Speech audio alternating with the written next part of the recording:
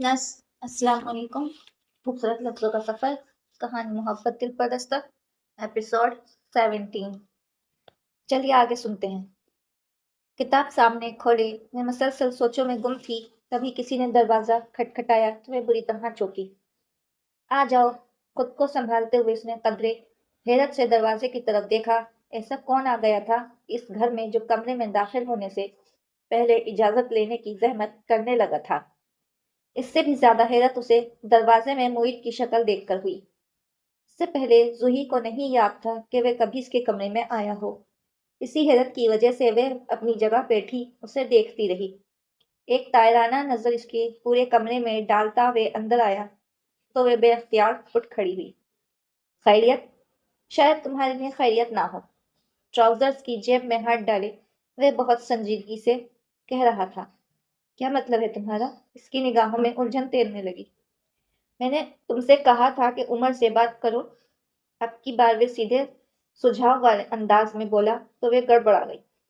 मैं मैं मैं तो इस रोज के बाद इससे मिली ही नहीं। क्यों? इसकी आंखों में हैरत उतर आई। फिर इसके जवाब देने से पहले ही नागवारी से पुर लहजे में कहा, मैंने तुमसे कहा था कि फौरी तौर पर उमर से बात करो। मैं इससे क्या कहूँ? वे धीमे सुरों में बोली। शादी न सही, इंगेजमेंट तो हो सकती है ना? वह बहुत जब्त का मुजाहिरा कर रहा था। जूही ने इस तराबी अंदाज में उंगलियां मसली। वे इस पोजीशन में नहीं है। और तुम्हारी पोजीशन क्या है? मुआयन तंजर या लहजे में बोला। पता तो चल गया होगा। तुम्हें प्रपोजल आया है तुम्हारे लिए, और किसी तौर पर रिजेक्ट करे जाने के काबिल नहीं, सिवाय मद्दे मुकाबिल प्रपोजल होने के। वे जर्द पड़ गई।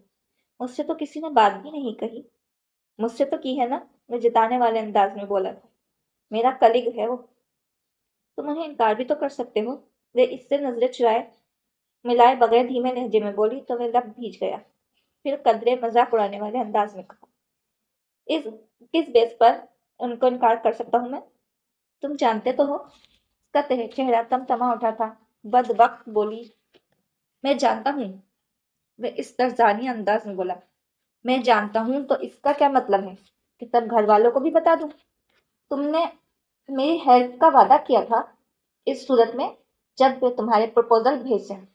मोहित ने सख्ती से उसे बावर कराया। मैं तुम्हें सिर्फ इस सूरत में सपोर्ट कर सकता हूँ जब उमर अपना प्रपोजल भिजवाएगा, वरना मेरा दिमाग खराब नहीं है कि अच्छे खासे प्रपोजल को रिजेक्ट करता फिरूं।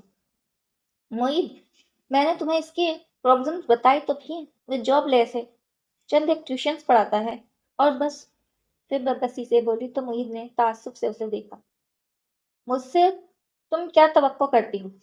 अब अपनी नौकरी तो उसे देने से रहा।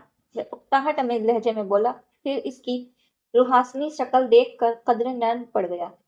तुम कहो तो मैं बड़े मामू से इसकी जॉब की बात करता हूँ। शायद कोई वैकेंसी हो। मैंने इससे कहा था, वह नहीं मानता। वह थक कर बिस्तर के किनारे टिक गई थी। वह अपनी चॉइस की पोजीशन में नहीं है। मजबूरी में तो मुर्दार भी हलाल होता है। हाँ, अगर वह तुमसे जान छुड़ाना चाहता है तब वह इस मदद से इनकार कर सकता है।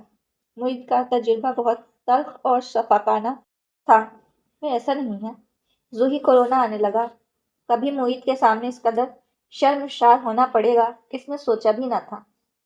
माना कि हम ही बुरे हैं, वह बहुत अच्छा है, मगर इतना तो उसे भी मालूम होना चाहिए कि तुमसे मौका जिंदगी में ऐसे भी आते हैं जब आदमी को अपनी पसंद और ताबिया के खिलाफ भी फैसले करने पड़ते हैं। यूं तो वो तुम्हें खो देगा। And that's all. मैं खामोशी से सर झुकाए बैठी थी। मुझे को शक हुआ कि वो रो रही है, मगर इसने उसे रोकने की कोशिश भी नहीं की। इससे फाइनली बात करो जूही। इस किस्म की बातें हम लोग बर्दाश्त नहीं कर सकते। अगर वो तुमसे फेयर है तो प्रपोजल भी भेज देगा, वरना फिर वही करो जो घर वालों की मंशा है। फिर इसकी खामोशी से ताकर सख्त लब व लहजे में कहा तो बहुत गैर मुतक्कर तौर पर फिर चटक कर बोली, तुम्हें मुझे डिक्टेशन देने की जरूरत नहीं है। जितनी तुमने मेरी हेल्प करनी थी कर ली। बहुत बहुत शुक्रिया। मुझ की आंखों में उतरी हैरत पर गुस्से की चमक हावी होने लगी। उसे अंदाजा नहीं था कि इतनी कम जोर पोजीशन में होने के बावजूद वे इस कदर खुद सरी का मुजाहिरा भी कर सकती है। ओके, मुझे अब इस मामले से बाहर समझो, मगर एक हफ्ते के अंदर اگر اس اچھے نے اپنا پروپوزل بھجوایا تو ٹھیک ہے، ورنہ میرے پاس اتھر کادوانی کو ریجیکٹ کرنے کا کوئی جواز نہیں ہے۔ اشتعال کی لہر پر قابو پاتے ہوئے اس نے بھی بہت سرد مہری کا مظاہرہ کیا تھا، پھر وہ وہاں ایک پل بھی مزید نہیں رکا۔ اس کے جاتے ہی گویا ضبط کا بندھن ٹوٹ گیا تھا۔ وہ گھٹنوں میں سر دیے رو دی، کس قدر سہل زندگی گزر رہی تھی، یہ سب مشکلات تو کبھی سوچی بھی نہیں تھیں۔ وہ ہمیشہ سے بہت آرام دہ اور آسان زندگی گزارتی چلی آئی تھی، پھر عمر کاظمی ملا تو یوں لگا جیسے زندگی مکمل ہو گئی ہو۔ مہکتے دن، دہکتی شامیں، کوئی غم، کوئی خدشہ بھی تو نہ کبھی پاس بھٹکا تھا، مگر اب تو یکلک تھی۔ محبتوں کا دھیمے دھیمے بہتے دریا بھرے ہوئے سمندر میں جا گرا تھا، جہاں وہموں کی طوفان اور خدشات کی تند و تنز ہوائیں تھیں، اور وہ تو پہلے ہی تھپیڑوں میں ہمت ہارنے لگی تھی۔ اس نے ہتھیلیوں سے رگڑ کر آنکھیں خشک کرنے کی کوشش کی۔ اور زندگی؟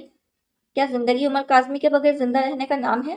ہرگز نہیں، کبھی نہیں عمر، تمہارے بغیر تو میں خود کو اب کبھی سوچا ہی نہیں ہے۔ معید حسن کو کیا معلوم، کسی کو یوں مشورے دے دینا بہت آسان ہوتا ہے، مگر دل کی دنیا اجاڑنا بہت مشکل۔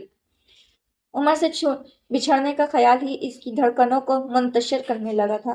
وہ اس کی تمام مسائل کو اچھی طرح سمجھتی تھی، مگر اس نے پھر بھی کبھی اپنی راہ بدلنے یا عمر سے قطعی تعلق کرنے کا سوچا تک نہیں تھا۔ اور اس روز جو کچھ عمر نے کہا تھا وہ دکھ کی انتہا گہرائیوں میں اتر گئی تھی۔ وہ عمر سے محبت کرتی تھی، صاف شفاف محبت، جس میں کوئی کھوٹ، کوئی ملاوٹ نہیں تھی، کیونکہ اسے پتا تھا کہ وہ بھی اس سے محبت کرتا تھا۔ اس کا رویہ، اس کے انداز گواہ تھے، اس کی آنکھوں میں محبت چھلکتی تھی۔ مگر اس روز عمر کو کیا ہو گیا تھا؟ اس کا سر درد کرنے لگا، مگر کسی پر چین، کسی کروٹ قرار نہ تھا۔ کیا وہ تھکنے لگا تھا؟ مگر تھکنا تو مجھے چاہیے، نہ کہ اسے۔ کیا اسے میری بے وفائی کا یقین نہیں؟ با وفائی کا یقین نہیں؟ پھر کیوں کہا اس نے یہ سب؟ کیا وہ مجھے اس قدر مادیت پسند اور خود غرض سمجھتا ہے کہ میں اس کے مسائل اور غربت دیکھ کر اس سے منہ موڑ لوں گی؟ بہت غلط کیا ہے تم نے عمر، بہت برے ہو تم۔ معید حسن کی باتوں نے اس کے سوئے زخموں کو پھر سے جگا دیا۔ زالے مسلسل ہنستی ہوئی اس کا مذاق اڑا رہی تھی۔ زہر لگ رہی ہو اس وقت تم مجھے، نوفل نے دانت پیس کر کہا تو اس نے بے اختیار ہی ہلکا سا قہقہا لگا دیا۔ وہ اس وقت کے الف صحیح سے بیٹھے تھے، ایک تو زالے افریدی کا حسن، اوپر سے اس کا انداز، کئی گردنیں ان کی طرف مڑی تھیں۔ شہد تو تم بھی کبھی مجھے نہیں لگے تھے جب مجھ پر ہنسا کرتے تھے، وہ چڑ رہی تھی۔ فی الحال تو تم اپنی ہنسی پر کنٹرول کرو، اس قدر رش ہے یہاں اور ہر دوسری نظر ہماری ہی ٹیبل پر لگی ہوئی ہے۔ نوفل نے اسے تھڑکا تو وہ ٹیبل پر کوہنی ٹکا کر بڑے انداز سے چاروں طرف نظریں دوڑاتے ہوئے محفوظ کن انداز میں بولی، کیا گارنٹی کہ ہنسی بند کر کے بیٹھے اس نے سب لوگ اس طرف متوجہ نہیں ہوں گے؟ جب تمہاری توجہ صرف میری طرف ہوگی تو سب ٹھیک ہو جائے گا۔ وہ اس وقت اپنے مسئلے میں الجھا ہوا تھا۔ مگر ایسا نہیں ہو سکتا، کیونکہ میرا دل تو اس میمنے میں اٹکا ہوا ہے اور تمہاری جان صبا میر میں۔ پھر تو توجہ تم پر کیسے مرکوز ہو؟ زالے شاید اس وقت سارے بدلے چکانے کے موڈ میں تھی۔ لخت بھر اس نے گھورنے کے بعد وہ برگر کی طرف متوجہ ہو گیا۔ اب تمہیں پتہ چلے گا کہ اس محبت میں دل و دماغ کا کیا حال ہوتا ہے۔ زالے نے پیپسی کا گھونٹ بھرتے ہوئے جیسے مزہ لیا تھا۔ نوفل کا دل چاہا اپنا سر پیٹ لے۔ کوئی حل نہیں ہو رہا یار، ناراضگی سے کہتے ہوئے وہ برگر کھانے لگا تو زالے کو پھر سے ہنسی آ گئی۔ واقعی حال تو تمہارا اسے ہی نہیں کچھ پتا نہیں وہ کون سی منحوس گھڑی تھی جب میں یہ مسئلے تم سے ڈسکس کر بیٹھا۔ بچا کچا برگر اس نے واپس پٹخ دیا تو زالے نے جلدی سے پیپسی اس کی طرف کھسکا دی، ساتھ ہی مشورہ دے ڈالا، دماغ کی گرمی دور ہو جائے گی۔ چند لمحے اسے گھورتے رہنے کے بعد وہ ہنس دیا تھا۔ بہت فضول لڑکی ہو تم زالے افریدی، یہ شمائل خان ہی کا حوصلہ تھا جو تمہیں برداشت کر لیتا تھا۔ نوفل نے سر ہلاتے ہوئے شمائل خان کو غائبانہ خراج تحسین پیش کیا تو زالے نے یاد دہانی کے طور پر اضافہ کیا، یہ مت بھولو کہ پھر ایک روز بھاگ بھی گیا تھا۔ خیر چھوڑنے والے تو ہم بھی نہیں، اسے ڈھونڈ نکالیں گے کہیں نہ کہیں سے، نوفل نے تسلی آمیز انداز میں کہا تو وہ پل بھر توقع کے بعد بولی، وہ بڑی نیک روح ہے. تم نے دیکھا نہیں اس کے گلے میں ایک تعویذ تھا اور بازو پر بھی پتہ نہیں کیا باندھ رکھا تھا اس نے. امام زامن. نوفل نے اس کی بات کاٹ کر مسکراتے ہوئے لقمہ دیا تو وہ ہنسی. ہاں وہی. مجھے یقین ہے کہ مجھے 100 میل کے فاصلے پر پا کر ہی اس کے موکل اسے خبر دیتے ہوں گے. اس نے بات ہی اس قدر شگفتگی سے کی تھی کہ نوفل کو بھی ہنسی آنے لگی. اگر وہ یہ سب سن لے تو کتنی بری بات ہے ظالے. وہ یہ سب سن کر نہ صرف خوش ہوگا بلکہ اس کا میمنا اور چوڑا ہو جائے گا، اور کہ وہ اپنے عقیدے اور ایمان پر اس قدر پکا ہے. وہ اطمینان سے بولی. پھر کچھ یاد آنے پر اس کی آنکھیں چمکی. وہ ہنستے ہوئے اسے بتانے لگی. اس کے نیو یارک سے غائب ہونے کے چند روز پہلے کی بات ہے. میں تم لوگوں کے اپارٹمنٹ میں گئی. باہر کا دروازہ کھولا تھا، تم بھی غائب تھے، اور یوں ہی سارے اپارٹمنٹ میں دیکھتی بالکنی میں چلی آئی تو وہاں شمائل ایکسرسائز کر رہا تھا. میں مبہوت سی کھڑی اس کی باڈی اور مسلس دیکھ رہی تھی کہ اچانک اس کی نظر مجھ پر پڑی. بھائی یقین کرو نوفل، اتنا کبھی وہ کسی جن کے کو بھی سامنے دیکھ کر نہ ڈرتا جیسے مجھے دیکھ کر ڈر گیا. وہ صرف جینس پہنے ہوئے تھا. مجھے دیکھ کر پہلے تو وہیں جم گیا، اس کے بعد سکر سمیٹ کر اندر بھاگا اور جا کر الٹی شرٹ پہن لی. مائی گاڈ. وہ اس منظر کو ذہن میں تازہ کرتی بے حتاشا ہنس رہی تھی.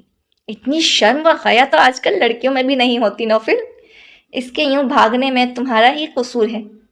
اس کی نیچر جاننے کے باوجود تم اسے چھیڑنے اور تنگ کرنے کے باز نہیں رہتی تھی. نوفل نے سارا الزام اس پر ڈالا تو وہ مصطفانہ نظروں سے اسے دیکھتے ہوئے بولی. اور تم لوگ کون سا کم کرتے تھے اس کے ساتھ؟ جان پوچھ کر اسے سڑکوں پر لیے پھرتے تھے اور وہ بیچارہ ہر وقت لاحول یا پھر نعوذ باللہ ہی پڑتا رہتا تھا. پھر وہ ملک ہی ایسا ہے. اب وہاں تو ہم اپنی مرضی کا ماحول پیدا کرنے سے رہے. وہ تو سڑکوں پر بھی آنکھیں بند کر کے چلتا تھا کہ کہیں کوئی اخلاق سے عاری منظر دکھائی نہ دے جائے.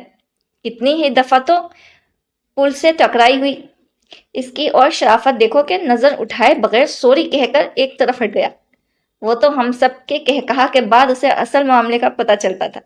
نوفل کو بھی سیدھا سادہ مگر اپنی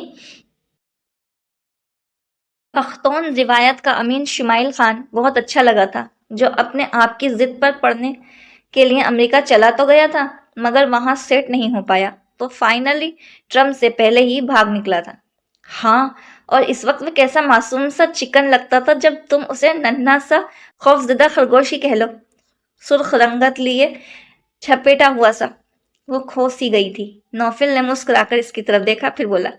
فرض کرو اگر وہ تمہیں مل جائے تو؟ فرض کیوں کروں؟